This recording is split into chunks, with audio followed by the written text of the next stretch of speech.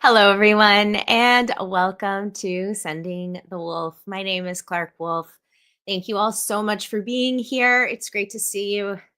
It's almost the end of the day on Thursday. We've almost made it to another weekend. And if you are joining us for the first time, thank you so much for being here and for checking out the show. And if not, if you're a return or repeat offender, thank you so much for being here.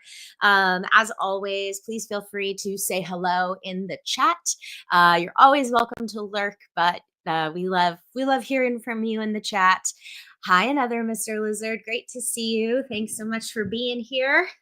Um, to kick things off, by the way, I left it in our Discord, but did you see that the Stephen King kind of like walked back that he was working on Mike Flanagan's Dark Tower? I thought that was interesting. Hi, Stephen. Hi, Mike. Nice to see you. Thanks so much for being here.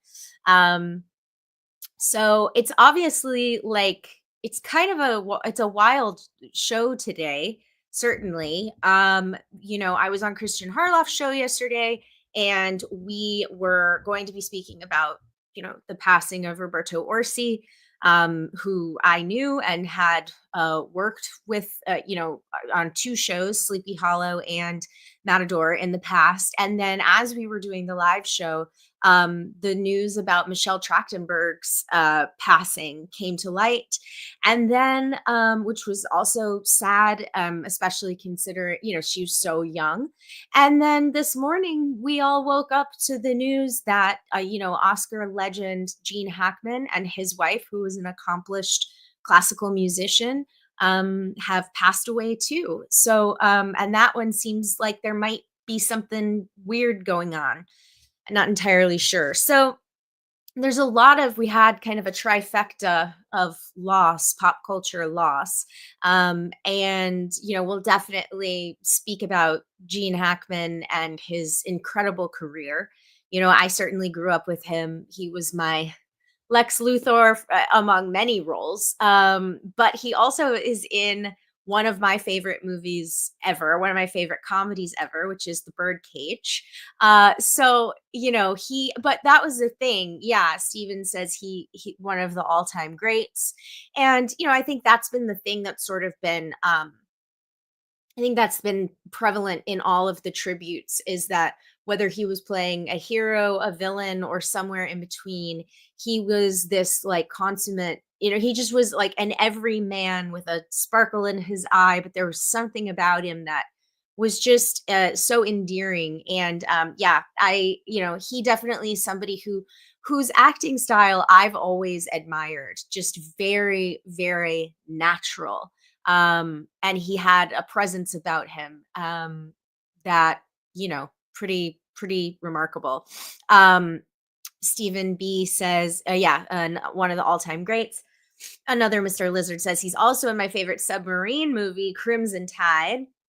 I mean, the list of movies that Gene Hackman has been in, from comedy to drama to big blockbuster to small, cutting edge of cinema in the late 60s, early 70s, like being a Popeye Doyle in The French Connection, like this movie that arguably changed so much in filmmaking. And, he just was in, he was in so many wonderful things. um Mike, is that true? You just watched Superman for the first time? What? Is that true? He was so good in it. And I will say, if any of you kind of watched during our DC Daily days, we would watch the Superman movies, not just Superman 1 and 2. But he's in 4. Is he in 3 as well? Either way, um I never felt like Gene Hackman was collecting a check in the Superman movies. Even if he was collecting a check, he always was giving 100%. You know how sometimes like actors, you can, especially very famous or like, iconic actors, and they find themselves in a movie that maybe isn't great, or that's a sequel, or they might know, it might be a paycheck movie, and they just kind of like, which for the record, not totally fine to take a job. But Gene Hackman was somebody who, even if he was sort of rising above the material, he never phoned it in. He never phoned it in. And yeah, Stephen, thank you for the confirmation. Yes, and a future Lex Luthor in 4, John Cryer. And um, you know, uh, when I interviewed John Cryer on DC Daily, you know, he talked about meeting Gene Hackman, and he talked about working with Gene Hackman, and it just was it was a fun conversation with John Cryer for sure. Oh yeah, Steve, Gene was so good in Heartbreakers. Oh my gosh, what an incredible comedy. I remember that one as well. Yes, and he was so good in that movie. Just like, again, it's not easy to do comedy the way he did comedy and have like a he just played everything very straight, but he was able to get big when he needed to. Just, yeah, just the best. Hi Andrew, great to see you. Nicholas says, "Hey, hi Clarke, caught up on the end of your conversation with Anthony on Tuesday and loved it. Oh, great. I'm so glad. Hi, Jeremy.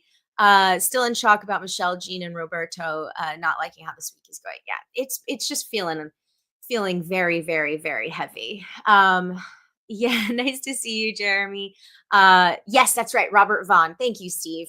It's funny. I kind of always like I kind of always say that I don't actually think that Superman 4 is the worst of all of the Superman Christopher Reeve Superman movies. I actually think 3 is worse. But nonetheless, so yeah, I kind of blocked it out of my mind. But yes, he spends most of the movie in Smallville. That's why I was kind of like, wait a minute. I don't recall Gene Hackman in Smallville. I don't recall him in 3. So that makes sense. But he is in 4 with John Cryer. That's right. We did it, everyone. Matt says, Gene Hackman is the best Lex Luthor. Another Mr. Lizard says, I saw Superman 4 at the cinema, even as a child. That was a disappointment. Hey, Brian, good to see you. Hey, ZSH, The Conversation, another classic. Absolutely. Andrew says Gene wasn't his favorite Lex Luthor. Who was your favorite? Hey, Gishgali. Gishgali says Hackman as Royal Tenenbaum was easily one of my top 5 favorite performances in the film. Love him in the Royal Tenenbaums. Love, love, love him in that movie. Yeah, so I pulled 2 clips, one from The Birdcage and one from Superman 2, just because those were some of my faves. So we'll watch them in just a sec, just for a little tribute. But also, there's a ton of trailers that came out over the last couple of days, and I have some housekeeping stuff just up top. Hey, Ronan, good to see you. So before we really get into it, just a couple of little notes and announcements. So Patreon members, our February watch along is going to be a week from Sunday. It's going to be Sunday, March 9th at 2 p.m. Eastern, 11 a.m. Pacific. There are movies for you to choose from in the chat. I think right now we have a tie. So if you can, get on in there and vote. And if you are a member of the $10 and higher tier, I look forward to seeing you next Sunday, because of course this Sunday is the Oscars. So we're going to have a lot to talk about. For sure. Nicholas says, you're right about 3. Superman 4 might be a canon mess, but it's not the worst. I've always felt like the better version of the movie is still sitting on the cutting room floor. I totally agree with that, actually. Yeah, it's interesting. Superman 4, it had a 2+ hour runtime originally. And I know Christopher Reeve, who took a more creative role behind the scenes in that one, said that there was a better movie there. And yeah, so I mean, look, I don't know how much better, but nonetheless, I mean, I would have been curious to see the extended cut of Superman 4 for sure. I also wanted to point out, for any Spielberg fans in the audience, I was a guest on The Spiel with Eric Vespi and Josh Robert Thompson. If you have listened to Eric's show, The King Cast, I've been a guest on that. That's all Stephen King all the time. And so now Eric and Josh are doing another Stephen show. Just happens to be Spielberg. And so my episode is up on the Patreon. You can find on their Patreon. You can find it and listen to the first 5, 10 minutes for free at patreon.com/slash the Spiel podcast. But our topic was Spielberg endings. We kind of unpacked like what the public assumption or kind of what the film school assumption of a Spielberg ending was. And then actually kind of went through the roster and were like, I mean, do, do these movies all get tied up in a pretty little bow? Like I'm not so sure. So it was a really fun conversation. We talked a lot about, funny enough, we talked about Schindler's List. We talked a lot about AI. We talked about War of the Worlds. We talked about kind of Close Encounters. I mean, we talked about everything. So it was a really, really fun conversation for sure. Um, yes, Ronan says, can't wait to talk about Andor season 2 trailer and lanterns photos. Good. I'm so glad that yeah, put your suggestions. Be sure to share your suggestions for topics. Mark says, found your YouTube channel from Christian's podcast. Oh, great. I'm so glad to hear it. Well, welcome, Mark. We're happy to have you. And chat plays a big part of this stream. So please feel free to be as vocal as you would like. Let's see. And Mira says, just got out of the last breath. It was textbook, but it had some intense moments. Remind me of what the last breath is. Stephen B says Superman 3 has the most horrifying scene when the woman gets machine mummified. That was the stuff of nightmares. Absolutely. ZSH says next should be Jobs complete the favorite Steve's trifecta. That's funny and not a bad idea actually. Ronan says War of the Worlds and The Terminal are his most underrated films. I love War of the Worlds. I actually prefer it to Minority Report. I think that apples and oranges, of course, but in that sort of Spielberg. Oh yeah, Last Breath with Woody Harrelson, Simu. Thank you. I was like, I know I've heard this. Yeah, I love War of the Worlds, and I actually feel like that's the most.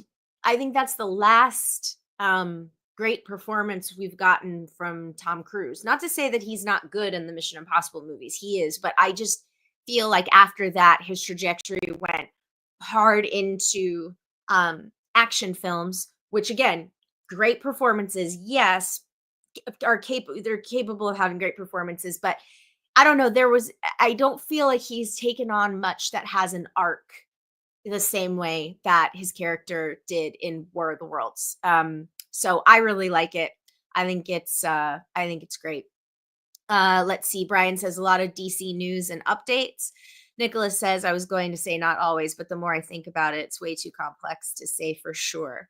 Wait, which one? I lost the thread already, y'all. Let's see. I know Andrew, we had a lot of people pass very quickly. Brian says, I personally dislike The Terminal. War of the Worlds is still really good. It is really good. Okay. And I also wanted to say that on after our stream in our interview with Anthony DeBlasi, so for any of you that missed it, Anthony DeBlasi and I, writer director, he directed me in Malum, but has done other things. So of course, we had a great conversation about the entertainment industry. We had a great conversation about production, just about movies, about all kinds of things. And Anthony has worked closely with Clive Barker for many years. He's just a wealth of information and very candid and really, really fun to talk to. So if you happen to miss that episode, it's up on YouTube. The Spielberg podcast you were on talking about endings. Oh yeah, for sure, Nicholas. Yeah, we were talking about, just to like put a little pin in that one. So basically what happened was, I'll tell you the full story actually. So back in December, there was this video that I saw on Instagram that was Terry Gilliam talking about how he has always preferred Stanley Kubrick's movies to Steven Spielberg's movies. And he feels like, Spielberg movies just tie everything up with a nice little bow and answer everything for you, whereas Kubrick's films leave you with so many questions. And he specifically used the example of Schindler's List, which I just thought was so insane. And and then and I think the reason he did this is because Kubrick was maybe going to direct Schindler's List at one point, but either way, then he compares it to 2001, A Space Odyssey. I was like, wait a minute, you're comparing 2001 and Schindler's List. What are we talking? What are you talking about, sir? This is Terry Gilliam. So I was like, I of course got into the comments, and I was like, which we all know better. But I just was like, so I jokingly wrote, yeah, I don't think Terry has seen Schindler's List, and of course the reply guys came after me. And I remember specifically one guy was like losing his mind replying to me and the comments on Christmas. And I was like, sir, it's Christmas. Whether you observe or not, basically the whole world does. Go be with your family. Go get off Instagram where you're yelling at a stranger in the Instagram comments. You sound that this is nuts. So anyway, people really got up in my business. But sorry, I need to scold Rufus real fast because he's licking his palm. Hey Rufus. Rufus. Quit it, bud. Sorry, we're getting springtime in Los Angeles, and so we're Rufus and I, both of our allergies are on fire, but he's getting itchy. Pardon. Um Ronan says, yeah, I've seen that clip. Terry can sometimes come up and say things like a crazy grandpa. It's true. I mean, and look, Terry's a bit of an edgelord. We know it's fine. It's very like, cute to be like Schindler's List. Like, and so I was like, okay. So Eric reaches out to me and says, hey, do you want to come on the spiel? And I was like, absolutely. And he says, well, do you have anything in particular you want to talk about? And of course I said, well, I love Jaws. I think it's a perfect movie. I love Steven Spielberg's work. I brought up War of the Worlds because I have this like alternate reading on the ending of War of the Worlds, which if you watched, Fear HQ, you've heard me talk about. But the long and short of it is that when Tom Cruise goes down into the basement with Tim Robbins and they fight, and then Tom Cruise comes back up, he opens the door to the outside world, and all of the red from the Martians has sort of like been draped everywhere. And it is very purposely mimicking the shot in The Wizard of Oz when Dorothy opens the door and we go into Technicolor. And my theory is that at that moment, everything magically starts to go right for Tom Cruise's character. And so my reading is that he died in the basement. And so this is just like it's his Jacob's Ladder scenario. If you are a How Did This Get Made fan. So anyway, so I brought that up to Eric, and I told him generally that I really enjoy War of the Worlds. And then I brought up the Schindler's List thing. And so he was like, oh, okay, let's do a conversation about Spielberg endings. Let's talk about it. And he really wanted to get into AI. So over the weekend, I this was the trifecta that I started the week with, y'all. Schindler's List, followed by Munich, followed by AI. It was a pretty intense couple of days. I did not pick light viewing fare, let's just say. But gotta say, and I've always really liked Munich, and I still really like Munich. I think that one is very underrated. Um Eric Bana, oh my god, just so good. And Jeffrey Rush, just so good. Daniel Craig, so good. So anyway, Schindler's List, though, I gotta say, not my first time watching it, obviously, but that movie, for being 3+ hours, for being such heavy subject matter, for being black and white, for being a historical sort of reimagining, paced so well. I don't feel like it ever lingers too long in a certain place. You know what I mean? Like it could have been very easy for that to like very easy for a movie like that to sort of just like sit for but he and I think he using that handheld camera really helps. And oh my God, Ray Fiennes, just y'all, Schindler's List is good. Breaking news. It's a pretty great movie. Breaking news. Schindler's List is good. But anyway, yeah, and then AI, just to give a little preview. AI, man, I have always been a defender of AI ever since it came out in theaters. I rewatched that movie and I tell you what, I did not care for it. I did not like it this time. I had a very strong reaction to that movie.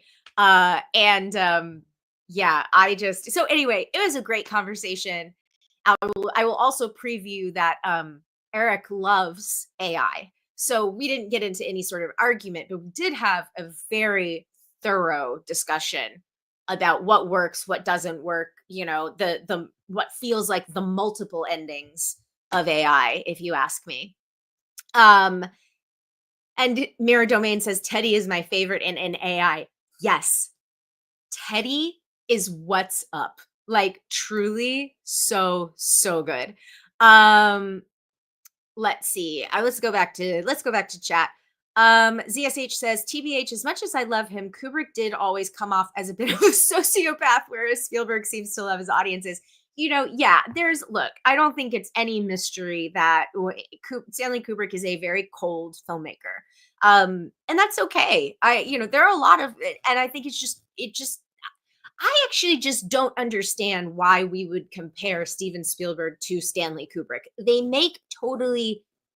They're just different. They're just such different filmmakers. I mean, I guess you compare them because they're two of the greats. They were friendly, they were friends, and so on. But it's, I understand saying that you can prefer one to the other. I just don't think it's I don't think it's okay or I don't think it's accurate to say that one is better than the other. I think that's what I'm trying to say. Nicholas says, I love Gilliam, but sometimes I really feel like his head's up his butt playing PG card because I don't want to say the A word. Thank you, Nicholas. That's very sweet. We'll keep it PG. PG-13 today. Andrew says, sorry, I missed your appearance on Christian stream, but I had to work. Yeah. And then Mike says, you can still check it out, which is true. Go check it out. It actually was a really good conversation. Felt like a really good show. It covered a lot of like kind of nitty-gritty industry topics. And then at the end, we had like an hour to answer questions and to just do stuff off the cuff. So that was really fun. And thank you as always to Christian Harloff for having me. Yeah, it was a really good episode. So please check it out. Brian says, Saving Private Ryan, the best Spielberg ending? Great question. I mean, that's also another question. Like, for instance, when we were getting into it on the show and we're kind of winding down the conversation, I was like thinking to myself, wait a minute. I mean, I guess you could say Jaws has a quote unquote happy ending, but does Close Encounters have a happy ending? Does E.T., which leaves our main characters in a puddle of tears saying goodbye to his best new friend? Is that like E.T.? I was just, so before I got onto the podcast, Eric and Josh's podcast, I was rewatching the Steven Spielberg documentary that is on HBO, and if you haven't seen it, it's great. I love it, and I've watched it many times, just for inspiration and like I just wonderful time in filmmaking. But they were just showing a clip from E.T. and I was in tears, just like I could not control myself. I mean, it just like, so I think there's a lot of heartbreaking endings, I guess is what I'm saying. I mean, and look, do you want something like Raiders of the Lost Ark to end in heartbreak? Like, there's also just not the movie, but I don't know what. And even, on the episode, Eric even points out that the ending of Jurassic Park, you might think would be the banner falling and the T-Rex roars, but it's not. It's a very quiet moment in the helicopter, seeing our heroes, where we find them at the end of this part of their journey. And then you just see the pelican flying, and it's all it comes down to is life finds a way. It's like, is it a happy ending? No. Is it a sad ending? No. But I think it's a bit somber. I think it is a bit somber, and you feel like the weight of the responsibility that we have as human beings, when it comes to science and so on. But anyway, let's see. Ronan says his character, this is about War of the Worlds, his character had a metamorphosis in the basement. That is why the Boston ending is heartbreaking. I like that read, Ronan. I like that.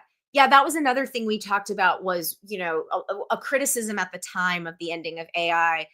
Tom Cruise's character is separated from his son in the middle of the movie. And then at the end, they are reunited. His son has survived. And there was this criticism of the movie, like, oh, that's so Spielberg, like to just like put the, and everybody was fine and they all live happily ever after. And on the one hand, that is actually the ending of a version of the ending of the book. Our narrator and his wife are separated, and then at the end of the book, you find out that he finds out that his wife is still alive. So if you're going to instead do a father son story versus a husband wife story, it's not necessarily like rewriting. But I think that was another point that we did talk about, Ronan, was that ending of War of the Worlds. It's also not necessarily a happy ending. Like, they hug it out, yeah, and nobody is dead, but his family is moving on without him, and Ray is left kind of on the outside. So yeah, it's a bit somber for sure. Let's see. ZSH AI, the Kubrick Spielberg Dream Collab. I need to rewatch ASAP. Report back, ZSH, either on Patreon or in the Discord or here. Report back, because again, I was always a really big defender of AI. And then when I watched it on Monday, I was just like, I hate this. I had really strong feelings. I don't know I do know why, but this isn't an AI podcast. Maybe that's something we should do on Patreon. Like, we're trying to, we should do like just like a deep dive into a topic. That is a reward for the $20 people, which I haven't forgotten about you $20 people. I have to figure out a way. It's not even going to, it wouldn't be fun for us to do a Wolf's Call. I realized after I set this all up, it wouldn't be fun to do a Wolf's Call with like 3 people in the chat. I feel like we need to have like a community to make a Wolf's Call and like a deep dive, really fun. So I don't know. We'll get to it. I promise. Let's see. What was Nicholas says Ray Fiennes should have an Oscar. I think it's a crime that he doesn't. Okay. I gotta say also, Nicholas, about the Schindler's List of it all. So Ray Fiennes was nominated that year for Schindler's List, as was Liam Neeson. Ben Kingsley was not nominated. And I don't know what the hell was going on that year that there was not room for Ben Kingsley. That might be we had that question in chat yesterday on Christian Show, which was about Oscar snubs. Ben Kingsley not being nominated for Schindler's List might be one of the most egregious over snubs in the history of in in the history of Oscar lore. Hi, Christopher Woodburn. Hello, Clarke. Just wanted to say that you were great on Christian Show yesterday. Thank you so much. I appreciate that. I'm so glad you watched it and you enjoyed. Let's see. Gishgali says, even the premise about wrapped in a bow versus open to interpretation is crazy. I love both.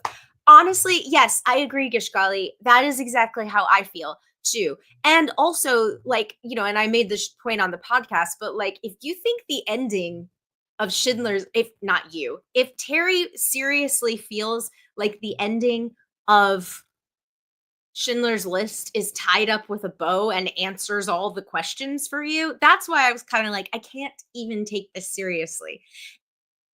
Yeah, wild. Brian says Quint got eaten, not a happy ending. Not for Quint, it wasn't. Let's see. Hey, Justin. Yeah, Justin says Roberto Orsi, Michelle Trachtenberg, and now Gene Hackman. What a month. All in 1 week. I mean, all in 1 week. Jiminy Cricket. That is so tough. CSH says, fun fact, Ray Fiennes was the first actor to make me cry from a performance. A small movie most people have never heard of, Oscar and Lucinda. Second time I cried was from Pacino in Godfather 3.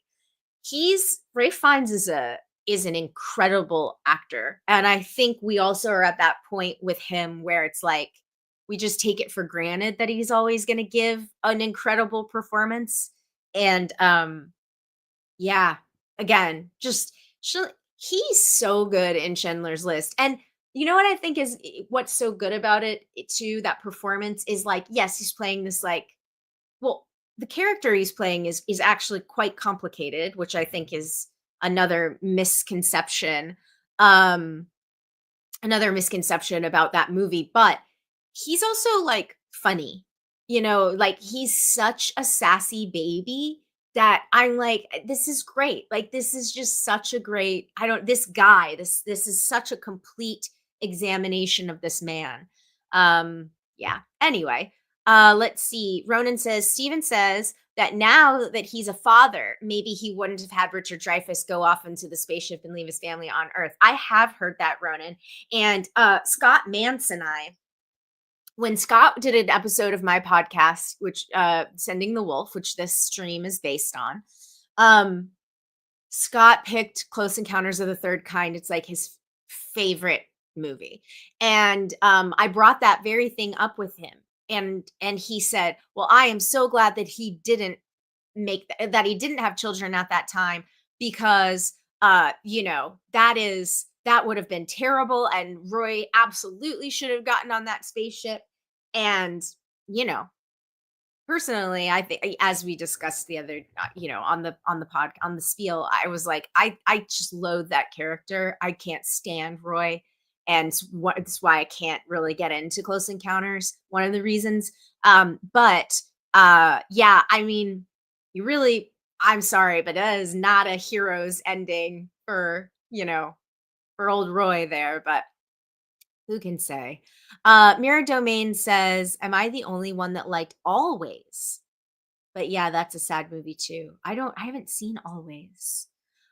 Nicholas says, "I love seeing movies in a theater because my attention is usually squarely focused on the screen and it makes me feel emotions that I can't usually get from watching movies at home thanks to my phone. In a theater, ET gets me in tears every time." ET is so sad.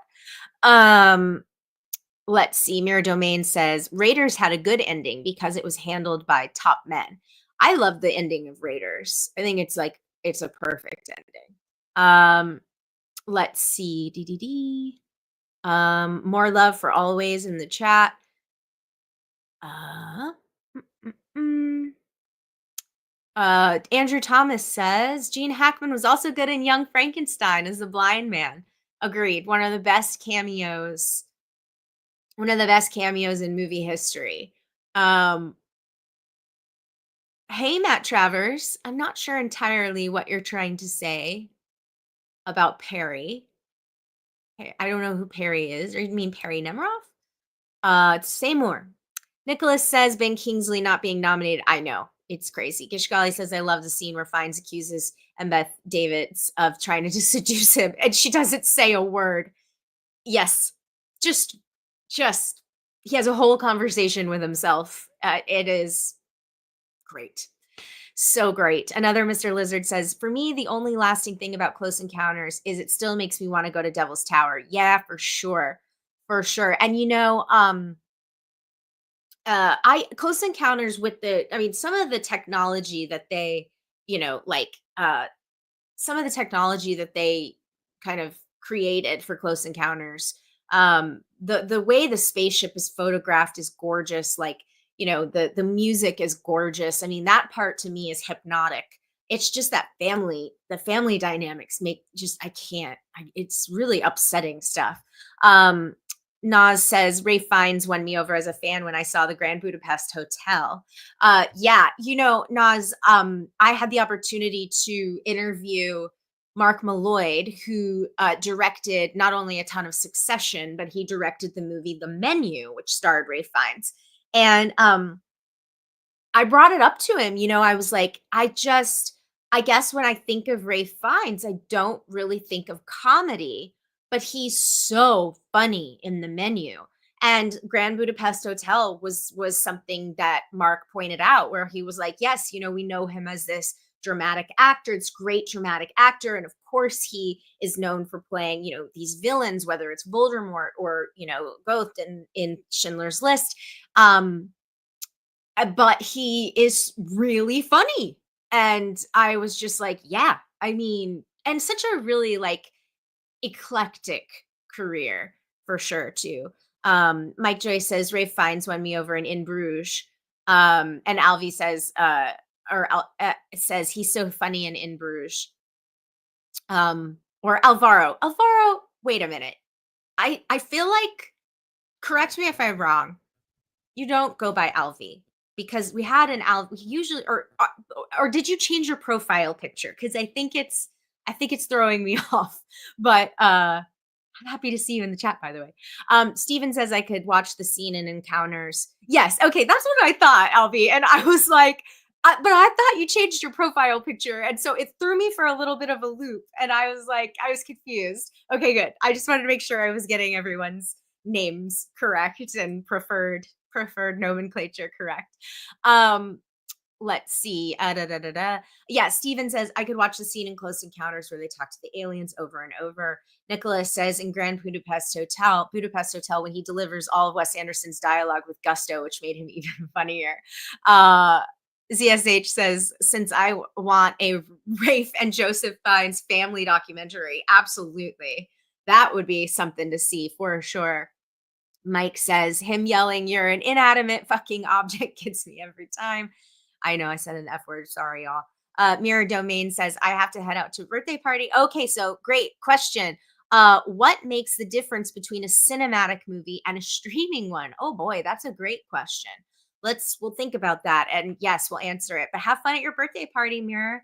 Hi, Julio. Great to see you. Welcome. Thanks for being here. Anyway, that was like the longest plug ever for an episode of a podcast that you might not even be able to listen to because it's a Patreon exclusive, but this is very, very fun. And I'm glad we got into it. Hi, Jesus. Hi, Clarke. Thanks for the live stream with Anthony. I'm so glad you enjoyed it. I hope you enjoyed it. I really do. I really, really love Anthony. He is, he's the best. He's the best. I really hope we're able to work together again soon. But even if I'm not able to work with him again soon, I just want him to make another movie soon. I just love his sensibility. And I really want them to make that script that he and his wife wrote so I can star in it. Okay, cool. So that's that plug. Oh yeah, Rule of Jenny Penn. So after we did our stream and had our conversation with Anthony on Tuesday, I went over to Braindead Studios in Los Angeles and saw an early screening of The Rule of Jenny Penn, starring Jeffrey Rush and John Lithgow. It had its world premiere at Fantastic Fest last year. I think it won Best Director and Best Actor. Very fun, weird, dark New Zealand comedy. Really, really fun. Hey, Kate. And so I got a chance to check it out, and it coming out soon from Shudder and IFC Films. And the first trailer dropped today. So I figured we could watch it, but I enjoyed The Rule of Jenny Penn. It is a very, very, very it's a very dark comedy. It's definitely starts off, the premise is strong and it starts off with a bang. The performances are great. But it does the pacing is not your typical American style pacing. It's a little slow. But you're watching Jeffrey and it's dark, sad material, but it is a comedy. So I think that it's absolutely worth checking out. I think it's going to be a divisive film. I think it's going to be 50-50 split, people who love it, people who really don't like it. But the performances are outstanding. It is a unique film. It is worth watching for sure, because again, great acting And it is very, very unique. And right now, like, anything that is unique and weird that can get made and get distribution and get great actors in it, my hat is off. So I really enjoyed it. ZSH said, let's see, love the New Zealand filmmakers. Yep. Alvi says it's the same director as Coming Home in the Dark. Yep, not his. Yes, so this is not Rule of Jenny Penn is not his first film. However, he's been working on this film for over 10 years. He wanted to direct it 10, 12 years ago, I think he said in the intro. ZSH says beginning with Peter Jackson. Let's see. Gishgali says, I didn't want to say this to Anthony in case it came off as offensive, but he made a kind of film I don't usually like, but his style overcame that and I ended up loving it. Oh, that's great. I love to hear that. Which film was that, Kishgali, in particular? Look, I think Anthony knows that he has a very specific style of filmmaking. We even talked about it a little on during the conversation. And he is a relentless filmmaker. When his stuff starts going, it is not going to let up on you. And he has very dark sensibilities as well. But I do think that there is a real sense of craft that goes into his writing, his directing. I mean, I talked about it. We talked about it on the show, and I wasn't just saying it because he was here. Anthony is so thorough. Like, but he doesn't overwhelm you with information. He actually kind of says less, but I know how thorough and thought out everything is in his mind. He always has an answer. He knows what he wants, and he trusts the people around him. So yeah, but he's got a very, very like, he's a craftsman for sure. Like, he's got a unique vision and a unique style. And that's why I really want him to get to make this movie that we were kind of alluding to, because during the conversation, it's it's very it's horror, and it's very on brand and on trend for sort of what some of these bigger sort of supernatural but gamified types of movies. And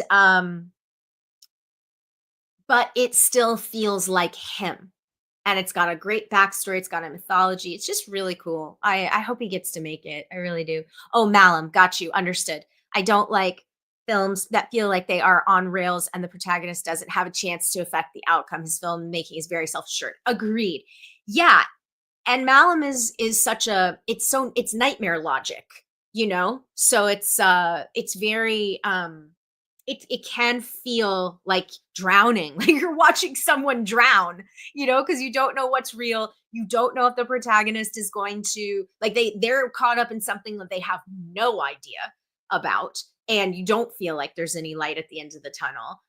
Yeah, and that can feel like drowning. So it's like, it's very, like, it can be very uncomfortable. But yeah, I'm really glad that ended up really enjoying it. That makes me very happy. I know he worked really hard on it for sure. Jesus says, where can I apply to be an extra in one of Anthony's films? Well, we got to get one of them. We got to get something greenlit first, and then me. So I'll put in a good word for you. So how about we watch the trailer for The Rule of Jenny Penn? Because I actually haven't even watched the trailer yet, and I knew very little going in. Oh, so y'all, it's so funny. Monday, I'm sitting there, I'm watching Munich, getting ready for this podcast, and I think to myself, boy, Jeffrey Rush is so good. What is he up to? And then a couple hours later, my friend texts me and says, hey, are you free tomorrow night? Do you want to go to the screening of this movie? And I was like, yeah, sure. And I I sit down in the theater and I'm like, oh my God, Jeffrey Rush is in this movie. I was yesterday thinking to myself how great he is and what does he do? Where is he? Like, I've missed the last thing he was in, let's say. And then he and John Lithgow just walk right out and do their introduction. Is standing less than 10 feet away from me. And I was like, I feel like I manifested this. This is wild. Like, what a coincidence. And so after the fact, there was a little reception. And so as he was walking out, I walked out with him and I was just like, I was just watching Munich yesterday. And he was like, oh, I was like, I thought to myself, Jeffrey Rush is so good. And he was like, oh, well, thank you. And then he told me a story that was really funny, but I've been having loose lips lately. So I'm not gonna tell it here. But he told me a very funny story and it was very charming and about Munich. And so it was cool. But anyway, just truly manifested him out of nowhere. I just, why can't I manifest Glenn Powell? Why can't I just be at a little after party with like an eligible bachelor? Just kidding. Let's see. ZSH says, oh, ZSH says, just heard the craziest movie news. Apparently, Christian Bale might be playing, Arjuna in the RRR director's next film, an adaptation of the Bhagavad Gita. Okay, RRR. Just love, obsessed, incredible. Getting to see that at the Egyptian, or no, at the TCL theater at the Chinese, with a packed house. Most of the people had already seen it. There was a literal dance party, like in the aisles and in front of the stage. Like, just one of the best, truly one of the best movie going experiences I've had in years. And one of the most fun movies and just like joyful movies and incredible movies I've seen in years. And it really, like, at a time where I was like feeling really down and like, needing to try to fall in love with movies again. RRR, just woo, woo, woo. Alejandro says, hey, Clarke, as an Australian, Jeffrey is a national treasure. He sure is. He sure is. He was great.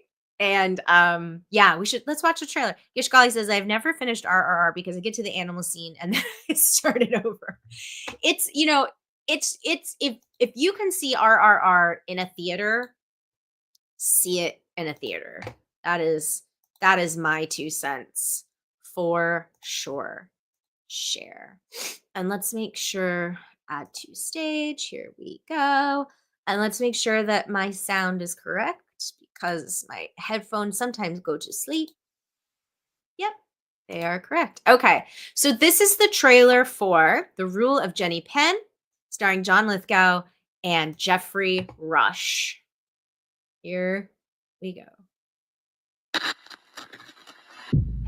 And here she is, the coffee queen herself, Mrs. Jenny Penn. Knees up on the ground, knees up on the ground. Come along, dearie, let it go. E-I-E-I-E-I-O. Ease up, don't let the breeze up. Ease up, Mother Brown.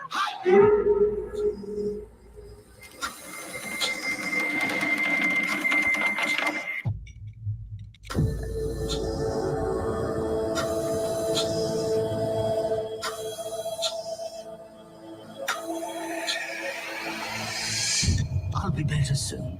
Then I'm gone.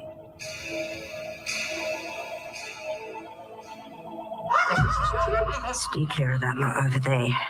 They're nuts. Give them toys to play with like children.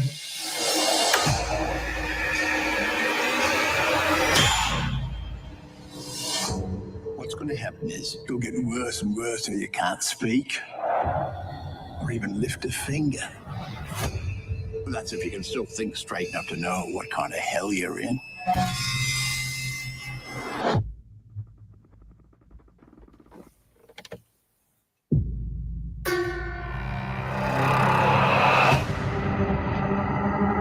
My whole life, I've been so bored. But time, it seems, has awarded me certain advantages. Be a waste not to honor that don't you think?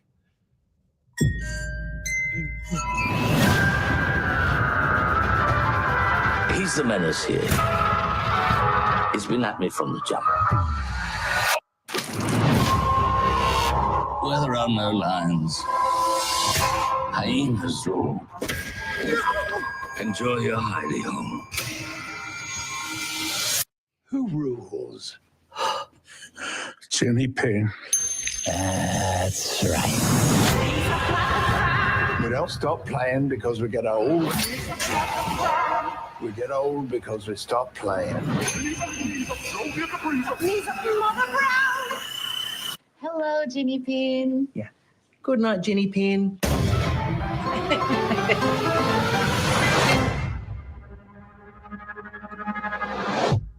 That's a great trailer. Let's see what the description says. Let's see how they describe this movie. Oh, just one sentence. A former judge must stop an elderly psychopath who employs a child's puppet to abuse the residents of their shared rest home with deadly consequences. Directed by James Ashcroft. That's a very brief description, but that's a good description. Yeah. Listen, this again, very, very unique film. Really like just very unique, very dark, very like pitch black comedy. And disturbing, a lot of disturbing stuff, and great performances from Lithgow and Jeffrey Rush. So let's see. Let me triple check when. Oh, only in theaters March 7th. So check it out. I think everyone needs to see it, and I think everybody needs to see it and decide for themselves. Let's see. Nicholas says, "Oh, I am seeing that in theaters opening weekend." Yeah, Brian, hilarious. Steven says, "A more scary Bubba Hotep." Brian says, "That looks wild." Let's see. Andrew says, "Third Rock from the Sun will always be John Lithgow's best work." John Lithgow, again, talk about an incredible, like, just an incredibly diverse actor who can do kind of everything. Alejandro says, "That is just so wrong in all the right ways." ZSH says, "Speaking of dancing in the aisles, Rush and Lithgow are a solid, you can't go wrong with combo." Absolutely. They're great together. And I see who said about Dumbledore? Jesus said John Lithgow is Dumbledore's. What Dumbledore's? Oh heavens, it's Dumbledore. I think that's very good casting. We talked about it a little bit when the news kind of broke a couple of weeks ago, and I think the consensus was sort of like, why are we doing this show? Why does this show need to exist? Why are we just remaking the books as a series when they just did the movies? But I like the casting in that role for sure. And it's funny, actually, when I saw him on Monday night, he was wearing round glasses. And I thought to myself, oh, he kind of looks like Dumbledore. So, yeah, so it's interesting, but he's great. Just more Lithgow, please. Another Mr. Lizard says he'll always be Dr. Emilio Lizardo to me.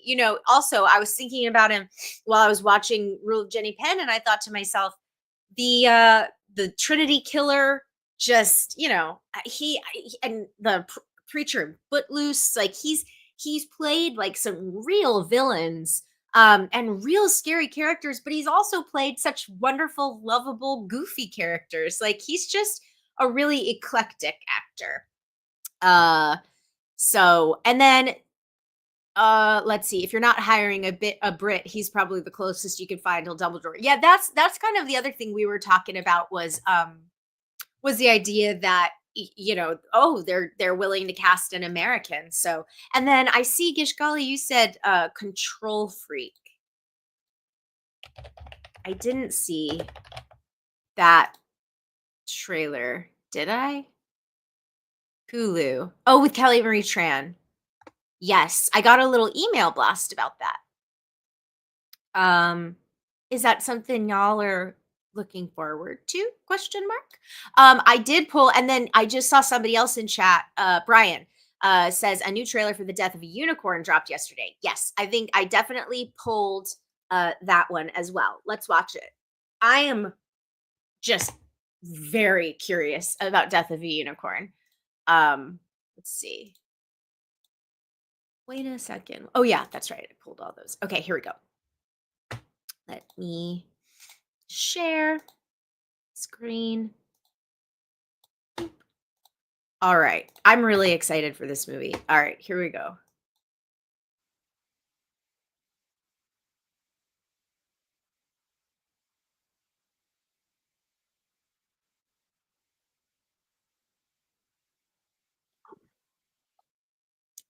I forgot to share it. Sorry. Sorry, y'all. Add to stage. Take two. Okay, here we go. This entire nature preserve was donated by the Leopolds. It's truly untouched by man. Spotted any big game on the way. Oh, I love him. The fuck was that? Must be moose mating season or something. Oh, yes, Will Poulter. I forgot he was in this. I love Will Poulter. Love him.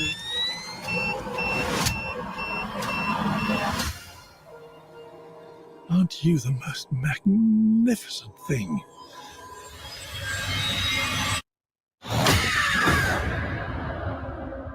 Unicorns used to be seen like these divine monsters because people fully believe that they could heal literally anything.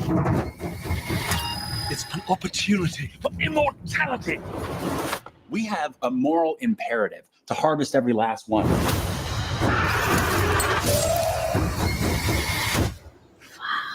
They're gonna kill us.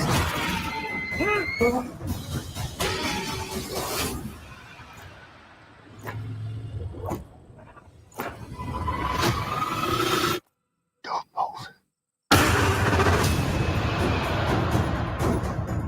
Called it.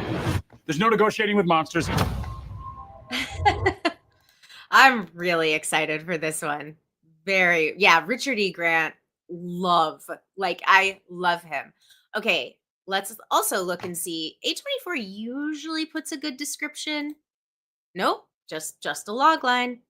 From writer director Alex Sharfman and starring Paul Rudd, Jenna Ortega, Will Poulter, Taya Leone, and Richard E. Grant. Death of a Unicorn in theaters March 28th. Yep, there you go. I'm really excited for this. I just really it looks so fun and weird. And again, Will Poulter is another one who, when he shows up and he's doing comedy, I really love it. I rewatched for what was it? The Screen Drafts podcast. I did an episode with Sam Levine when we were fundraising for Fiendsgiving, where we did holiday horror, not Christmas, not Halloween. And so I rewatched Midsommar, and a movie I liked a lot more the second time around. And Will Poulter, just great. Great. Hey, Slimer. Great to see you. Jeremy says, I think people will be clamoring for a little nature taking revenge on humans flick too. Great point. Great point. Absolutely.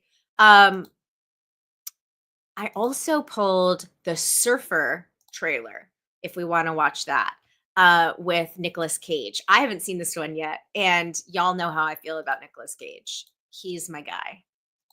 Love him. Been on Team Cage since before it was cool, y'all. Since before it was cool. And I really don't know very much about this, actually. So I'm excited to watch this one. Let's see. You can't stop a wave. Born in a storm, way out to sea.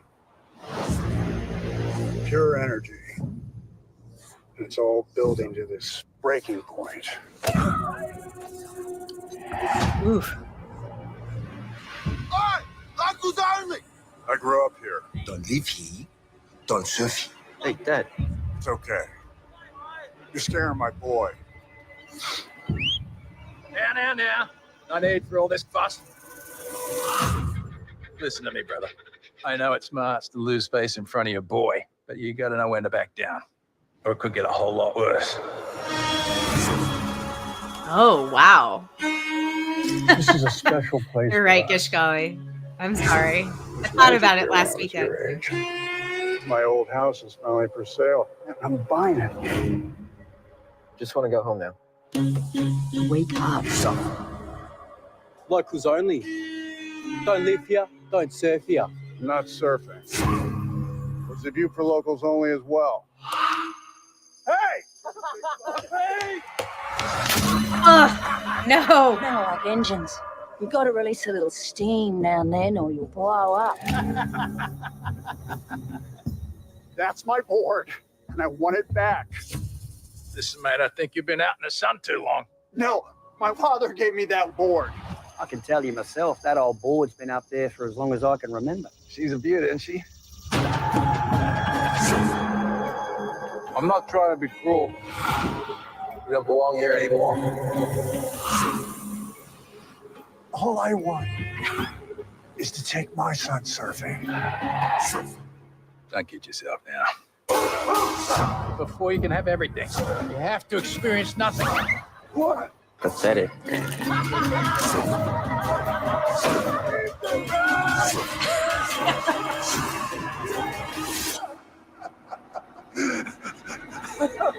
That's me. They're talking about me. That's a good one.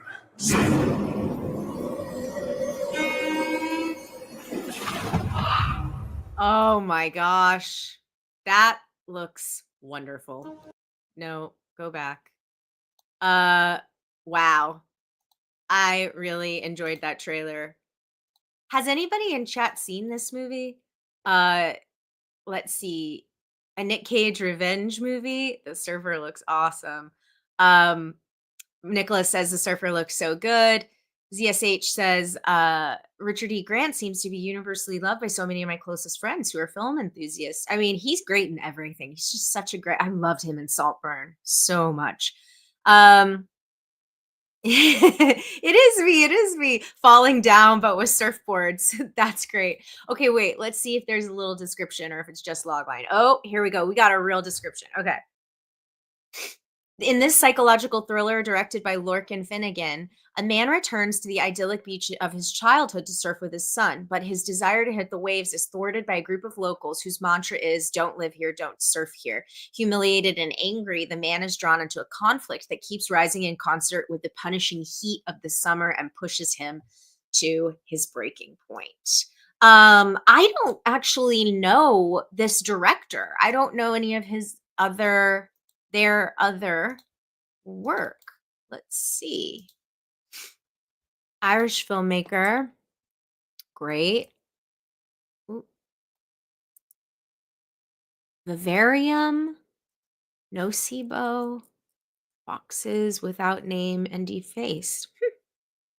I have not seen any of these movies. Oh my gosh. But Vivarium won the something it can't. Oh, shows what I know. That looks really fun. I very much enjoyed that. And then y'all said that there's a trailer for Andor season 2. Now y'all know that I am not I don't keep up with the TV, the Star Wars TV, but shall we watch it?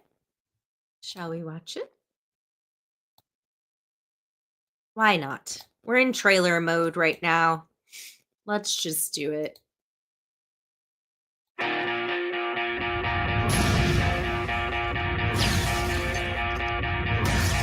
in a war. You want to fight? Or you want to win?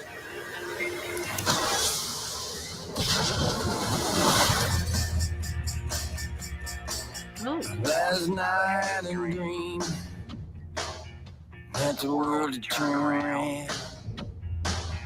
All our hopes had come to be. starts now. What a swell party this is.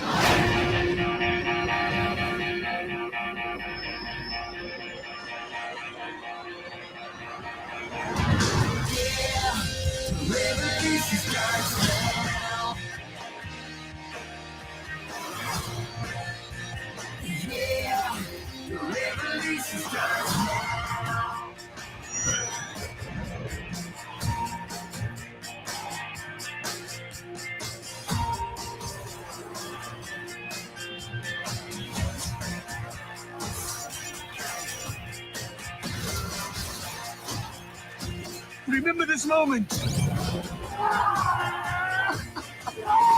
You're here, you're right here, and you're ready to fight.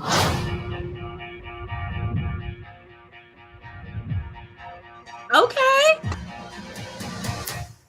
I really liked that trailer, actually. Huh. Okay, chat. I see. Um, that was cool. Brian says, I personally like the music choice. Just like, yeah, that's an energy that I wasn't expecting for sure. Yeah. So for those of you in chat who have seen season 1, would you say that that's like the vibe of the show?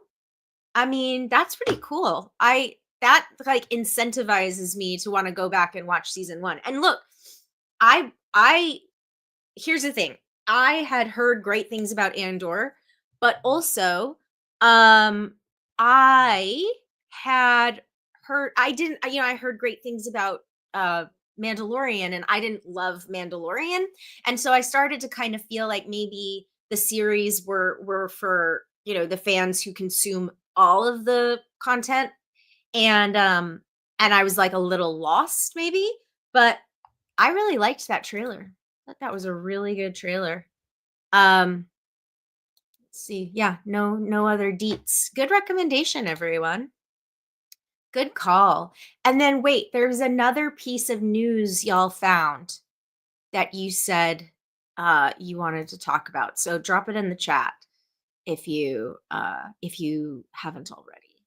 ZSH says the greatest surfing movie all time might be The Endless Summer. Highly recommend everyone take an edible, have a beer, and watch the ultimate escape from all of today's problems. That's a great recommendation. With Nail and I has a cult following here in the States, if I'm not mistaken. Gishgali says, Clarke, Andor is the least Star Wars show they made. It is a straight up anti-fascist drama. No Jedis. Don't think you see a stormtrooper until the end. Andor is Tony Gilroy. Copy that. Got you. I like that. That's a good kind of overview for somebody like me. ZSH says this trailer desperately needed a Rage Against the Machine song as a soundtrack, TBH. That's cool though. That's really cool. And I love Tony Gilroy. So that's great. Great cred. Okay. If there was another story y'all wanted, I have more prepared, but if there was other stuff you guys wanted to talk about in particular, just drop it in the chat. But I also wanted, I wanted to show that thought this was fun. So I'm just like so excited. I love this. This might just be for me. So just indulge me if you please. But for anyone who is a 90s kid like myself, we are getting the prom queen, the Fear Street prom queen. I think this is just I don't even really remember the book. I don't care. I just love that we're doing this. I love that this is a thing, and they created these tribute posters that look like the old book covers. And it's funny because I actually, back when my Nerdist days, I was working with a photographer who had sadly passed away, but this was a pitch that I had. Get the girls of geek culture and recreate the R.L. Stine Fear Street covers. And so I tried to find, because we made one. We did a test with me And I thought I had put it on my Instagram. I'm sure I did. It's just I couldn't find it. Or maybe I missed it. But I love that somebody else had my brilliant idea. And of course, this is in support of an actual thing. But yeah, these are just so good. They're so good. This is the original prom queen cover. I love her prom dress. So cute. And the tagline, she was drop dead beautiful. In the wake of yesterday's release date reveal, which let us know that the film is coming to Netflix on May 23rd, the streamer has released new posters today. They pay tribute to the classic Fear Street book covers of the 90s. You can check them out, which we just did. How bloody is this movie going to get? Fear Street Prom Queen is rated R for strong bloody violence, gore, teen drug use, language, and some sexual references. Ooh boy. Fear Street Prom Queen takes place between the events of Fear Street 1994 and Fear Street 1978. Well, maybe it should have gone the other way, right? But okay. Matt Palmer, director of Calibre, is directing the franchise's brand new fourth installment. In the upcoming horror movie, Welcome Back to Shadyside, in this installment of the blood-soaked Fear Street franchise, prom season at Shadyside High is underway, and the school's wolf pack of it girls is busy with its usual sweet and vicious campaigns for the crown.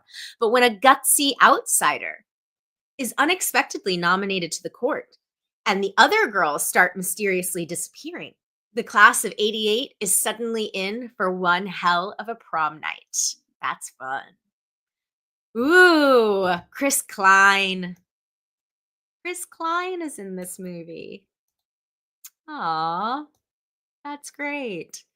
Matt Palmer and Donald McCleary wrote the screenplay based on R.L. Stein's book. Cool. Yeah, Jeremy says, hell yeah. Slimer says, Fear Street was very good. Looking forward to Prom Queen. Same.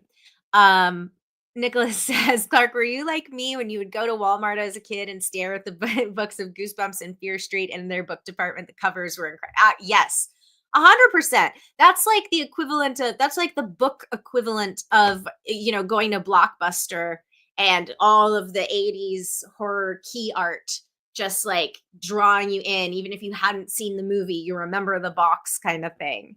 Alvi says, do you think they should have continued the Fear Street series with Lee Janiak, or is it better to have a new voice per movie installment? That's a really good question. And I actually just, frankly, I don't know. Do we know? They may have offered it to her and she might not have been available. She might not have been interested. But yeah, I think that it's totally fine that a man is directing this movie. But also, I don't know, could have been cool to have a lady direct it too, because it's like prom queens and whatever, but whatever.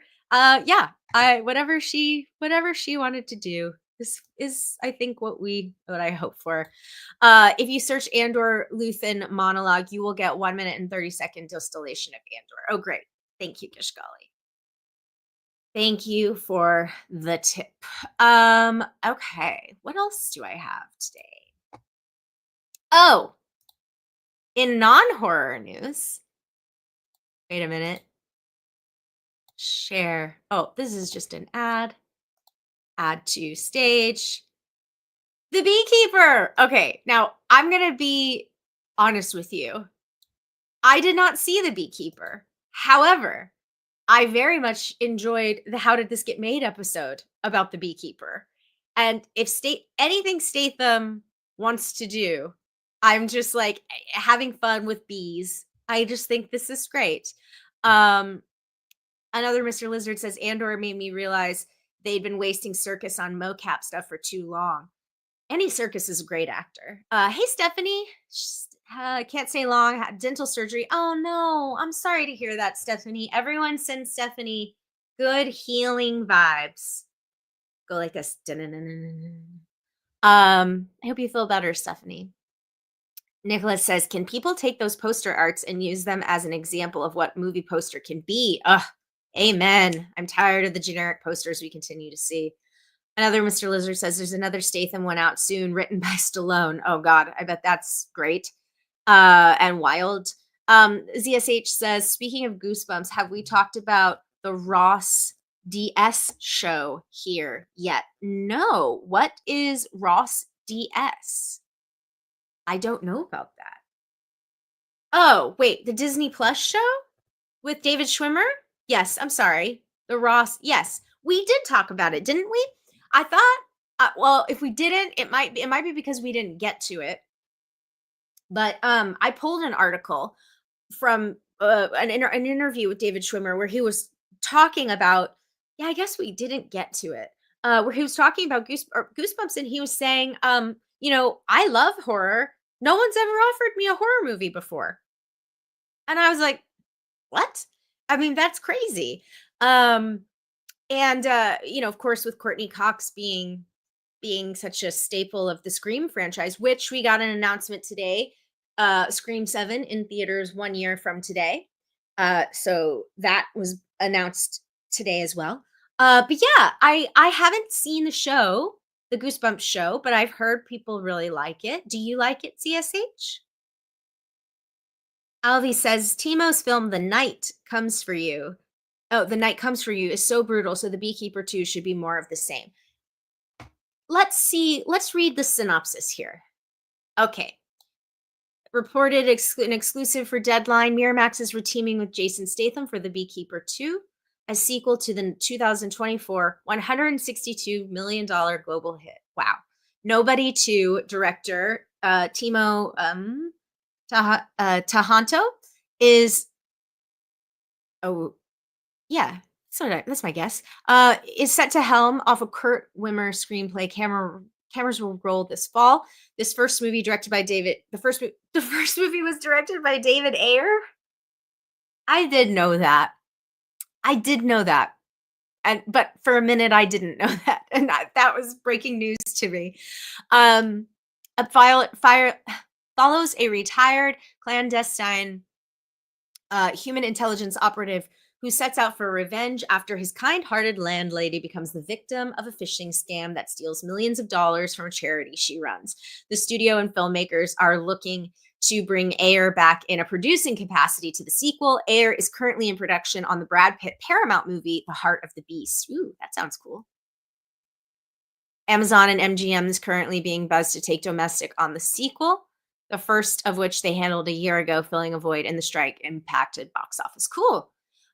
Yeah, I just love how did this get made, and they love Statham so much, and so they loved this movie, and sometimes they do my movie watching homework for me, so that was good.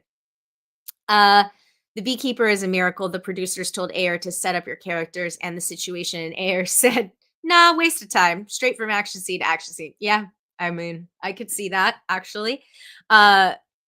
Another Mr. Lizard says Ayer has done this other new Statham one. Cool. So they seem to like working together, it seems. So that was a fun little story. What else did I pull? Oh, yes. Yes, lots of cool TV news today, too. So this one, Patrick Wilson joins Amy Adams and Javier Bardem in Apple TV's Cape Fear. Now, here's the thing. They haven't confirmed who he is going to be playing, but it's kind of assumed that he's going to be Amy Adams' husband. It's Nick Antosca, created Channel Zero, among many, many horror things that you have seen and loved.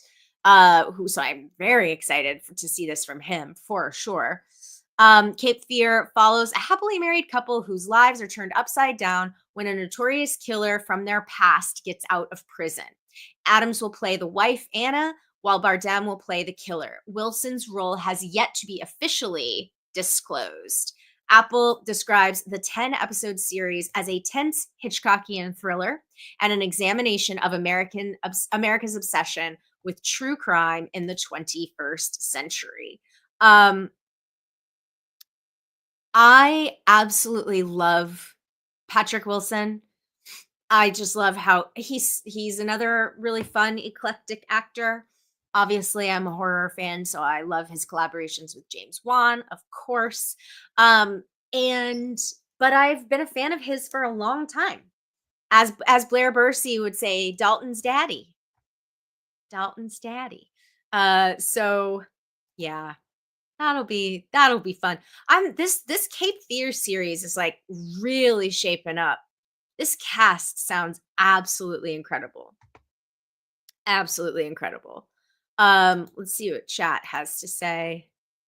The beekeeper. Oh, we did that one. Da da da. So the Nick Nolte Gregory Peck character. Yeah, that's what we're speculating, although it hasn't been confirmed. Gishgali says the trailer dropped for Working Man, the new Ayer Statham collab. Oh, well, we gotta watch that. Yeah, or maybe a supporting role, Nicholas. We don't know. Working Man. Working Man. Ooh, it's a Red Band trailer. What does that mean? Are there naked ladies in it? Probably not. This isn't Twitch. I can do what I want. Okay, let's see. And also, wait a minute, before we get going. Oh, yeah. Okay, great. Here we go.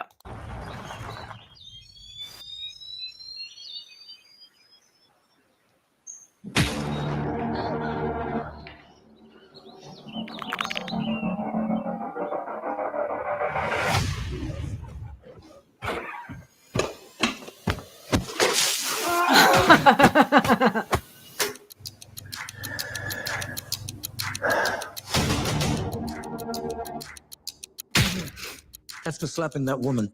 That woman was my wife. That's for That's for slapping your wife, of course. Who are you?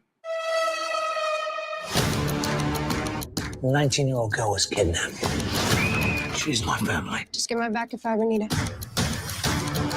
All of this is for a girl. I'm not stopping until I bring her home. You clearly have no idea who you fuck with. I was hungry. Fuck you. This isn't just some kidnapping. This is human trafficking. You killed your way into this. You're gonna have to kill your way out of it. Oh, is that Harbor? He's hunting us. Oh, that is not good. Want to have a race? You a cop? You wish I was a cop.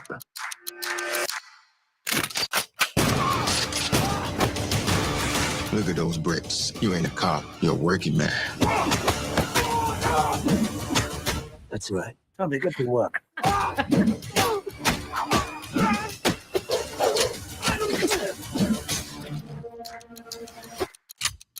Is that a grenade? Yep. This is nothing like Fortnite. Nice. That looks fun. I mean, as fun as, human trafficking revenge can be, I suppose. That's fun. Let's see. There should be an everyone. Oh, that's Alvi. Let's get this made. Fast track it. There should be an Everything Everywhere All at Once type movie with Statham playing all his past movie characters. Or is it just that all of his characters are a version of the same person, or the same, like they're all the same person, and it's just like a shared universe of the same guy. Cool. That was fun. I will enjoy seeing that in a movie theater, I think. That's great. Good call, everyone. Good call. Okay. Other TV news today that I loved was it's a Supernatural reunion on The Boys. Now, I have become very quickly, let's see, that's the exact tone of The Beekeeper, over the top violence with a sense of humor from a quality director. I believe that. So I am very excited for the final season of The Boys. We haven't talked a ton about The Boys here on this show, but it really won me over in season 3, which I know is the season that a lot of people it lost, but I'm the opposite, of course. But I have become a Jensen Ackles stan. I love him. I love him on on Instagram. I love his little videos of him being the backup singer in the Mariah Carey "All I Want for Christmas Is You." I know this is a bit he does at conventions. I don't care. It's great every time I see it. If you haven't seen it, you must. I love Soldier Boy. I love Jensen, and as you all know, My Bloody Valentine 3D, I just love. I love. I watched it last Valentine's Day. I watched it this Valentine's Day in great 3D this time.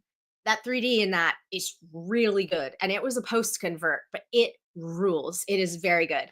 And yes, Kishgali, you are correct. I was not a Boys fan for a long time. I didn't watch it.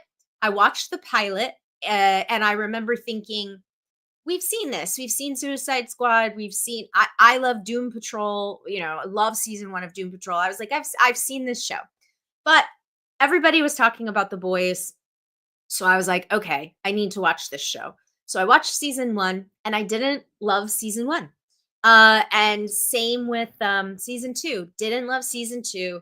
But season 3 is where it really got me. Just some really laugh out loud, incredible stuff.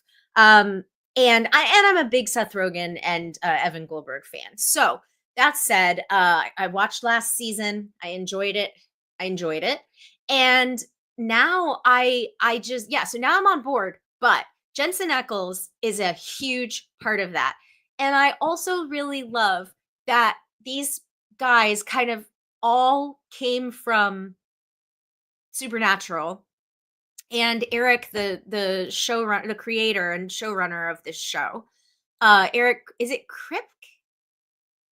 Right? I don't know how to say it. I've never heard it said, but I have mentioned this before. That I read this really great article with him, interview with him. It might have been a Hollywood Reporter, where he was like very respectfully lamenting the loss of the CW and talking about how there's just no training ground for young directors anymore, because series like you would have on the CW is where you would learn how to work with a team. It's where you would learn how to kind of stretch and work your budget. It was just, and I thought that was a very like affectionate and kind of wonderful way to say, like, I'm the showrunner of one of the biggest and most popular shows on television right now, and I came from the CW. That is how I learned how to do this. And so I'm very impressed by him. And so anyway, I just thought this was cool and cute.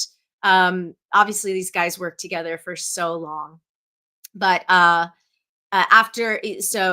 Amazon officially announced that Jared Padalecki would be joined by fellow Supernatural alum Misha Collins. They are even confirmed to share scenes with Jensen Ackles, who will return as Soldier Boy. Hey, Jared, we got work to do. Again, Ackles says in the video in a message to a Supernatural counterpart. Okay, I'll tell Misha, Padalecki responds before Collins pops up in a separate screen. So details on their role is being kept under wraps, but they will be in a guest appearance capacity. And yes, Kripke. You're probably telling me. Oh, Kripke. Thank you. So yeah, Kripke, who created Supernatural and worked with this trio. This trio as that series' original showrunner.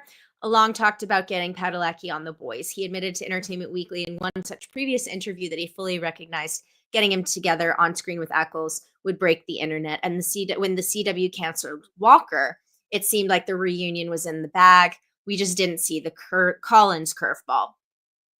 It's unclear if they will share scenes with another big Supernatural veteran, Jeffrey Dean Morgan, who joined the ranks of The Boys in season 4 as Joe Kessler. Though, yes, the character proved to be a little bit more complicated than just a figure from the Butcher's past. Love it. So on board for it. Here for it. What does chat have to say? Um, Wex says CW will always have Dawson's Creek. It's true. Back when it was the WWWWB. I remember that. I remember. That's where I got to watch my Buffy and my Smallville before the CW. R.I.P. CW as we know it. Gishgali says, I love Ackles. I watched a season and a half on of an ABC procedural because they brought him in mid-season. He's just great. He's great. He seems like a cool ass dude too. Like I would like to I would be like, he seems like a cool dude. Going back to Cape Fear, ZSH says Patrick Wilson and Amy Adams married. Sounds like a match made in heaven. I mean that comment in a sadly sarcastic and sinister way, but ultimately with very compassionate and worldly intentions. Well, I do think that some of the, if you're going to, with respect to what we were talking about with Cape Fear, casting these two America's sweethearts, Amy Adams and Patrick Wilson, as this married couple whose life is about to be terrorized by Javier Bardem. I mean, because that's the thing, right? Is like they're supposed to have on the outside the perfect marriage, the perfect life, the perfect cookie cutter, whatever, and family. And then secrets are revealed, and it brings the dad to a breaking point, and they, and the whole deal. So like it's really kind of brilliant casting if Patrick Wilson is playing the husband role. But also, like, I'm glad he's like getting a good solid if it's true, a good solid lead. Because I think he's a leading man. And okay, so speaking of Jeffrey Dean Morgan, for any Walking Dead fans in the house, Walking Dead Dead City season 2 premieres in May.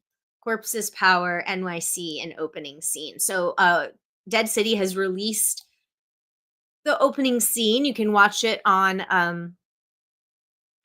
online. I liked Dead City. I did watch it, season 1. However, I don't know if there are any Walking Dead stans in the house, but my problem with Dead City was it felt like episode 1, a lot happens, and then we just have like episode 2, 3, 4, 5, and then episode 6, a lot of stuff happens.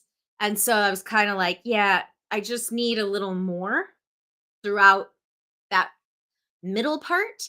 And if you watch me on Fear HQ, I am Team Negan at this point. What he did to Glenn was wrong. Of course. He was a monster. Of course. I do not excuse or make excuses for any of that. Or I don't make excuses for any of that. But Negan has redeemed himself. He's redeemed himself. Okay? He's redeemed himself. And Maggie, I understand, was not there for the redemption arc. So, but he has saved baby Herschel like a million times. And he's done a lot of good. So Maggie needs to get over it. But guess what? She won't, because the writers won't let her. We love you, Walking Dead writers, but come on. Give her something else to do, please. Lauren Cohan deserves it. All right. End rant. But love Jeffrey Dean Morgan. Love Lauren Cohan. Season 2. Let's see actually, because let's see what the synopsis is here. Takes place in New York, obviously. Let's see. Okay. The Walking Dead Dead City follows Maggie and Negan, characters traveling into post-apocalyptic Manhattan, long ago cut off from the mainland. The crumbling city is filled with the dead and denizens who have made New York City their own world full of anarchy, danger, beauty, and terror. In season 2, the growing war for control of Manhattan in the growing war. Maggie and Negan find themselves trapped on opposite sides, of course. As their paths intertwine, they come to see the way out for both is more complicated and harrowing than they ever imagined. Can't we just get along? Also, if you watched Fear HQ, you know that I'm team kiss. Let them kiss. That will never happen, but it'd be cool if it did. All right. Yes, Gishgali, correct. Yeah. Gishgali says, I could never truly embrace Negan because of the multiple sexual assaults he committed. This is true. This is correct. But once Fear actually dealt with that, I finally came around. Yes. That's fair. That's fair. He had a redemption arc. It's true. Another Mr. Lizard says, I gave up on Walking Dead mid-season 6. Never saw any spinoff. You know, I'll tell you this. The stuff with, oh my God, Samantha Morton and Ryan Hurst. What were there? The Alpha and Beta and what the Whisperers. Gotta tell you, if you ever wanted to get back onto the Walking Dead train, this is for anyone, by the way. Because I know a lot of people left after the Glenn stuff. But I will say the Whisperers arc is awesome. It rules. And some of the stuff, like a lot of that is post Andrew Lincoln. So the show actually was doing some really good stuff with the characters post Andrew Lincoln. I think COVID and the restructuring of the final seasons, ending Mothership, like I think it sort of lost its way in the end because the stakes disappeared. I see this as a problem on big TV shows though. I'm not picking on Walking Dead. I think it's true of Stranger Things. I think it is, and even Gaten Monazaro said, like, there's no stakes. We're never gonna die. we need more stakes on our show. And I was like, he's right. So, this is to say that in the end with The Walking Dead, that was my biggest gripe was this did not become about the characters. It never refocused on the characters. It sort of got so big that there just were too many threads, like way too many threads in the end. But nonetheless, if you were ever interested, and to be clear, I do not work for AMC anymore. AMC, if you'd like to hire me, I'm available. But I sincerely believe that seasons 8 and 9 and, the Whisperer stuff is excellent. So that's my little soapbox. If you were ever interested, there is some great stuff. But understood. And yes, Gishgali says the Negan flashback episode with his wife did a lot of the heavy lifting. Yes, Lucille. We actually get to see Negan and Lucille. Yeah, that was a great episode. That was probably the best of those sort of, COVID episodes. Too many threads or too many threats? Threats. Beads. Too many threads, like as in too many things going on over here and there. And it's just like, there was way too much and it just did not come together.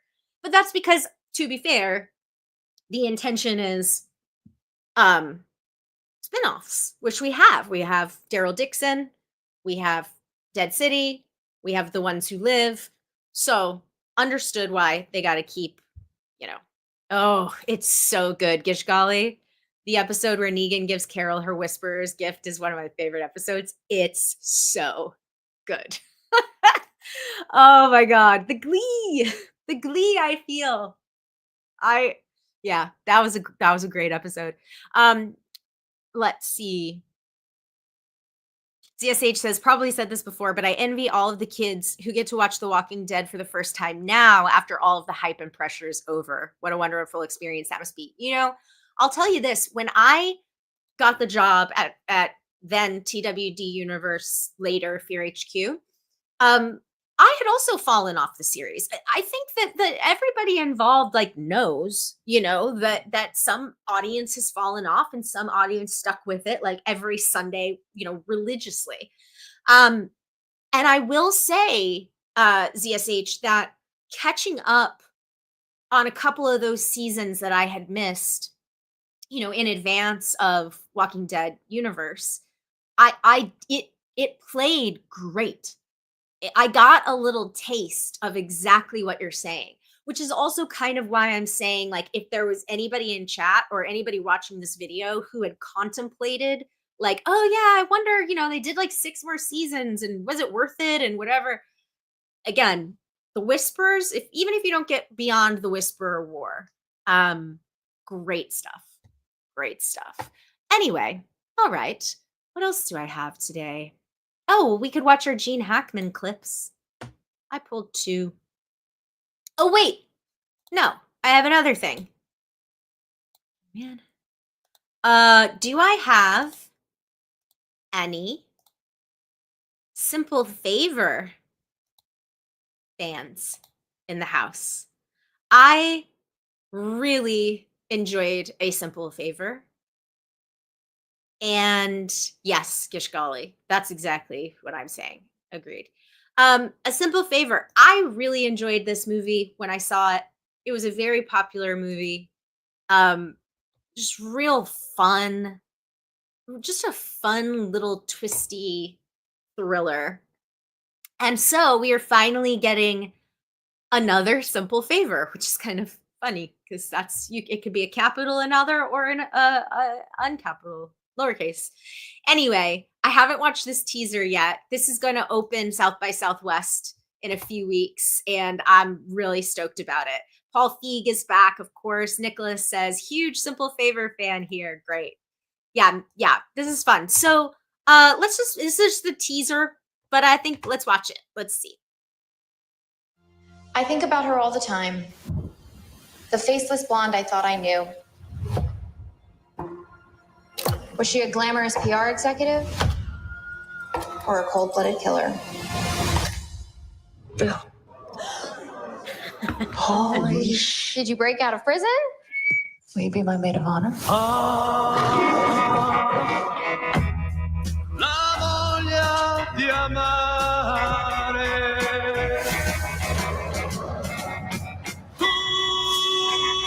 Welcome to Italy. Why am I here? Do you think I invited you to get revenge for stealing my life and taking my kid away from me? Oh my God, Do you think I want to make you pay? I don't know, do you? Maybe she really did change in prison?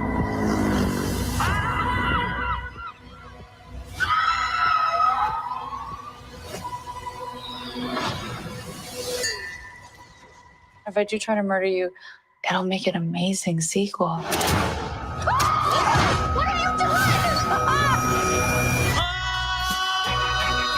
That's a good teaser.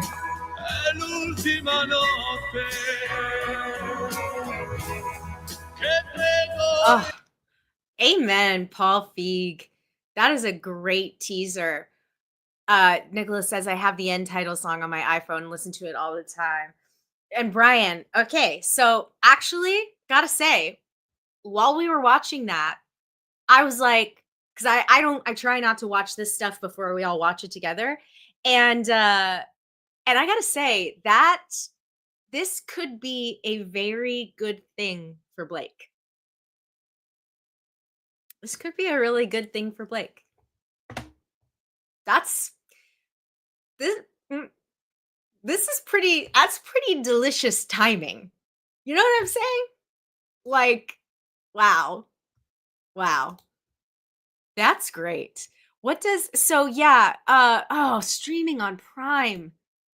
Yeah, Nicholas says it's only going to be on Prime. Wish it was in theaters. I was literally just thinking to myself, like, like I want to go to brunch.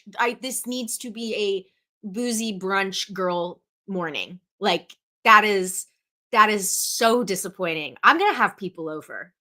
This is gonna be like the first party that I've like had in a long time because this looks like a lot of fun. Paul Feig, I gotta say, he's had a couple of like misfires in his career or just different trajectory. But he's a great I think he's a great director. I think he's a great director. And look at this. February 26th. What's the date today? The 27th. It already has 3 million views. And if the reviews coming out of South by Southwest are good, I think that's pretty cool. To answer your question, yes, another Mr. Lizard. There is a movie called A Simple Favor, and it is these two. And so this is a sequel to that movie. And yeah, if you haven't seen it, it's just fun. It's a fun thriller with great costumes and just like, I mean, you just saw that teaser. This is exactly what it is. So, it's good. They're both so good. They're both funny. They're very delicious. ZSH says Up in the Air is the only Anna Kendrick movie I've seen, but I did love it though. Alejandro says, okay, I missed the first one. Now I got something to watch tonight. I'm also probably going to watch it tonight. This was another Mr. Lizard. The first one really kind of, it did get a lot of like word of mouth. And like, I remember, let's look it up real fast on Wikipedia. A Simple Favor. I remember it being like a big internet movie. So came out in 2018.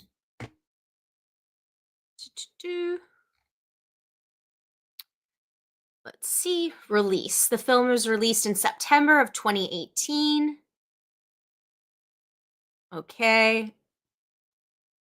A Simple Favor grossed $53.5 million in the United States and Canada and $44 million in other territories for a total of $97.6 million against a production budget of $20 million.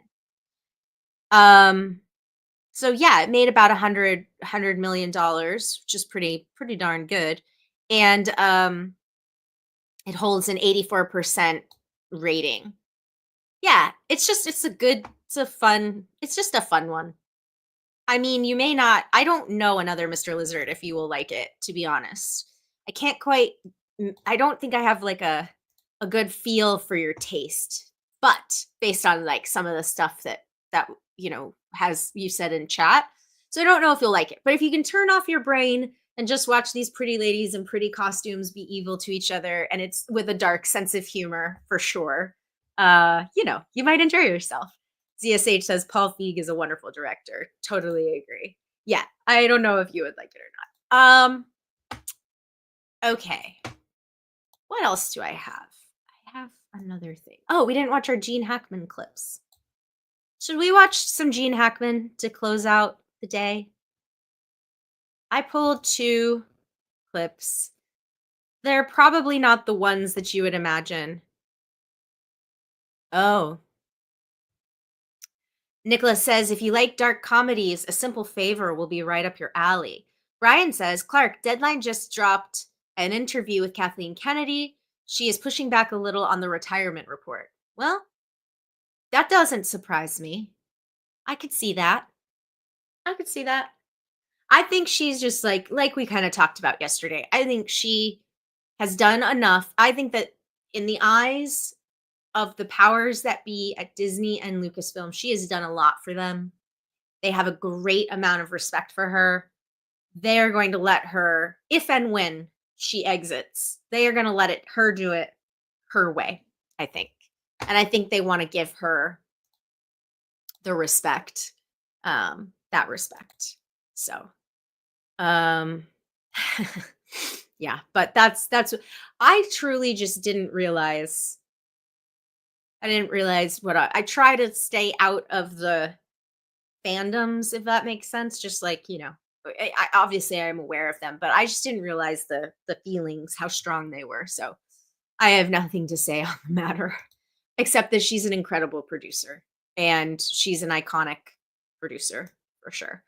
Okay, so this is a scene from The Birdcage, and The Birdcage, if you've never seen it, when Robin Williams passed, this was one of the first things, if not the first thing that I watched.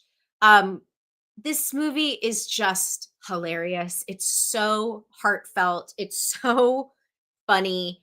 It's very topical. And the cast is just crushing. Like they are just all so good. Yeah, it's the dress. I told him white would make me look fat. Yes. So good. So this is a scene for those who haven't seen it. I just want again, this is probably not the scene that you would pick from The Birdcage. You'd probably actually pick the one that Nicholas just, quoted from, or there's so many, but I love this monologue so much because it's performed perfectly. So dry, it's so dull. Robin Williams' face is incredible. And so that's why I picked this clip. It's not a great quality of video, but let's watch. How was your trip, Senator? Oh, a nice trip. Yeah, very nice. We decided to drive down to see the seasons change. It was a long trip, though. Virginia, Kentucky, Tennessee, Georgia. But it's just so magical to me to come from the north, where it's cold, to the south, where it's warm. See the tremendous differences from region to region in this incredible country of ours. My wife and I used to go down to Virginia every autumn to see the foliage turn. Virginia has amazing foliage. It's just it's not even the full scene, but it's just This week so we're good. hosting a free trading and investing. Be quiet, lady. So yeah, if you have not seen The Birdcage, please watch it. Just it's such a great Gene Hackman moment performance. He's wonderful. He plays a very conservative American senator, and of course, and his daughter is marrying Robin Williams and Nathan Lane's son. It's more timely and topical than ever. It's very funny. And then I picked this scene because look, so many of us know Gene Hackman as Lex Luthor, and he set this bar that I think is really high, but he's so light on his feet, and I love him with Terrence Stamp as Zod. So I wanted to show this one as well.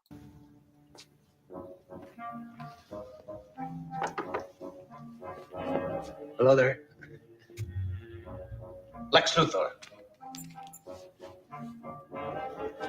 Lex Luthor. Possibly you've heard the name, the greatest criminal mind on Earth. I told you this was a puny planet. Wait just a moment. Wait. You get to know me better, will you, please? Hey, wait. Look, I can give you anything you want. I can give you the brass ring, the unlimited freedom to maim, kill, destroy. Plus, Lex Luthor's keen mind, Lex Luthor's savvy, Lex Luthor's career guidance, Lex Luthor's school of better realism. We have all of this without you. You cannot bargain with what you don't have. Oh, magnificent one. What I am bargaining with is what you do not have. The son of Jor-El. The son of Jor-El? I said that, didn't I? Jor-El? Our jailer? No, Jor-El, the baseball player. Yes, Jor-El, your jailer. The son of Jor-El on this planet. Possibly you know him better by his nom de voyage or his name he travels under, Superman. Ah. So this is Superman. How do you know of Jor-El? Oh, my fullness. As I explained to you before, I'm about the best there is. Reveal Revenge. We will kill the son of our jailer. Revenge. Revenge! Now we're cooking, huh? He flies then? Constantly.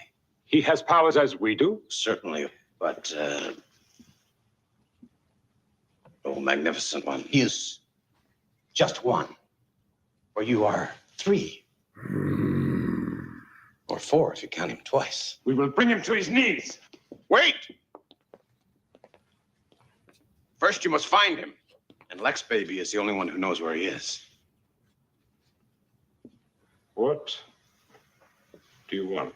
General, the world is a big place. Thank goodness, my needs are small. As it turns out, I have this affinity for beachfront property. What do you want? Australia. Great. Seeing in chat, Brian says, I haven't seen The Birdcage in a long time. Great movie from what I remember. ZSH says, Kathleen Kennedy was beloved by the adults in the room, only the fanboys who hated her since she took over. But to be fair, those same fans often hated Lucas and Spielberg as well. Let's see. ZSH said, Zod Lives Matter. Steven said, rare to see him play a non-tough guy, and he does it perfectly, wincing when they close in each time. Yes, agreed. Gene Hackman he was an incredible actor. He was such an incredible actor. And he, and he had such a eclectic, I'm using that word a lot, but he had such an eclectic cast of characters that he played. Yeah, just great. So it's sad that he has died.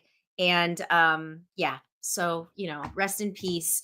Same with Michelle Trachtenberg and Bob Orsi. Like, just a really, really hard couple of days for our industry. So, and as fans. So yeah, Nicholas says, another movie I loved Hackman in was The Quick and the Dead. He's great. Yes, he's so diabolical in that one. His monologue to his townspeople is perfect, as well as the one he gives when Leo dies. Not my favorite Lex, but Gene Hackman was good in the role. Fair. Gishgali says Hackman was so funny as Lex, but could turn on the menace as well. Absolutely. All right, y'all. I think that's gonna do it for us today. Thank you so much for being here today. So going forward, I am going to be kind of toying with how, I've been talking about how to bring the podcast back. And I've loved having Dylan Guerra and Michael Kennedy and Anthony on. And the idea was like, maybe those episodes are the podcast and then there's a live stream element. I'm just trying to figure out what the right way to go about this is, like what the right flow of work is. So keep your eyes peeled. Keep your eyes peeled for like scheduling stuff. Someone in chat actually yesterday on Christian's show mentioned like re-releasing episodes of the old podcast, which I'm super down to do. And actually a lot of those guests have really gone on to like blow up and be really savvy, fabulous, like they were at the time. And now they're even, more prevalent in the space. So I just want to listen back before I release anything, but like that might go onto Patreon. Those might be like bonus episodes, or I'm still working it out. But thank you to everyone in chat. If you haven't already, if you were here for the first time, Alejandro, thank you for being here. I really appreciate it. Go ahead and if you haven't already, just hit the subscribe button. And then you can join Patreon for free. That I post a lot of updates there. And there are various tiers of memberships as well. And thank you for, shout out Sarah Michelle Gellar's post about Michelle Trachtenberg was a rough one. Yeah, rest in peace, Michelle. That was it. It was a really sad, heartfelt post. Thank you, Brian. Thank you, Jesus. Thank you, Slimer. Thanks for being here, IRL or in person, Alejandro. It was great to see you. Brian says, have a great weekend. Nicholas says, wait, where are you going? I was going to make espresso. Yeah, I love it. I love this show and always would be willing to support you. Stay awesome, Clarke. See you next week. Thank you. Yashgali says to start, you might want to bring on contemporaries. You could pick up some of their audience, like if you bring Perry and the like. Absolutely. That's a really great idea, Gishgali. All right, y'all. Have a great day. Have a great weekend. Be safe out there and keep your eyes peeled for updates. And I will see you soon. Bye, everyone.